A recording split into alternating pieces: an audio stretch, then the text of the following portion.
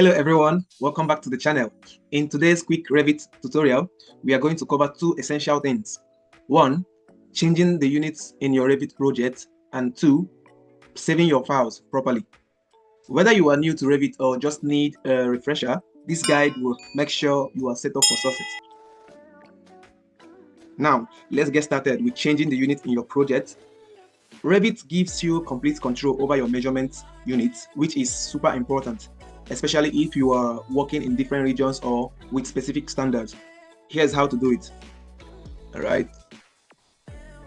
So now this is the interface of Revit software. First, head to the Manage tab at the top of your screen. Over here, you can see my cursor, the Manage tab. Then go under the settings. You can see a lot of objects and a lot of information there, but just look for the project unit. So you can check through all of them. So now we have the project unit. Click on it and the project unit dialog box will appear on your screen. Here you will see a list of different categories like length, area, volume, and more, and so many other things that are there: currency, time, and area. So many things that are there already. Click on length to show the unit options. For example, if you're working in feet and inches but want to switch to millimeters or meters, simply click the unit next to length and select your preferred unit from the list. You can also change the precision and rounding as needed. Feet and fraction, click on it, choose millimeters. The roundings is 0 decimal places, so we can also change it to 2 decimal places. You can always adjust these parameters in your own desired format. Click OK, and once you have done the settings, you can hit the button OK.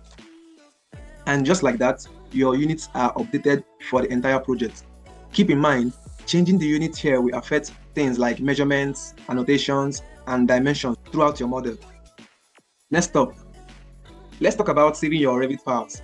You might already know how to save a file, but there are a few things to keep in mind, especially when you're working on a larger project or sharing files with others. Okay. To save your project, simply go to the File tab on the top left corner of your screen. You can see my cursor, the file. Click on the file.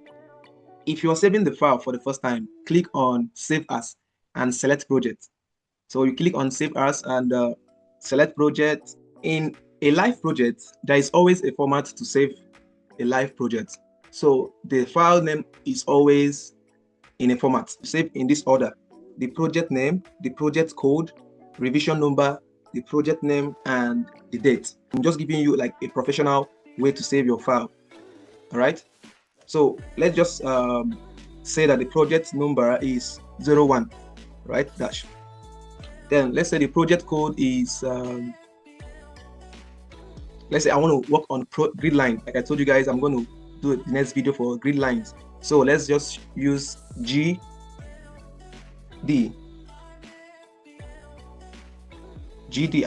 as the project code. Then revision, we can say this is revision 0 because we have not done any revision on this project. It's just the first file that we are saving. Then the project name, you can say grid line.